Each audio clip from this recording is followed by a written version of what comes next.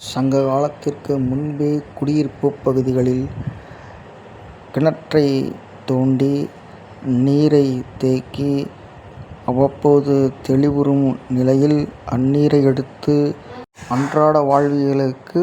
அதனை உபயோகப்படுத்தினார்கள். ஆனால் அதனுள்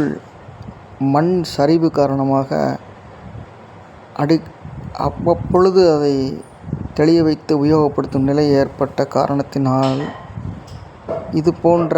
களிமண்ணால் உறை கிணறு என்று சொல்லப்படும் வளையங்கள் தொடர்ந்து ஒன்றன் மேல் ஒன்றாக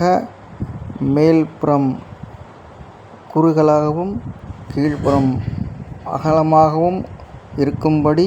வளையங்கள் செய்து ஒன்றன் மீது ஒன்று அடுக்கி வெளிப்புறமிருந்து மண் சரிவுகள் ஏற்படாமல் அக்கிணற்று நீரை உபயோகித்து வந்தது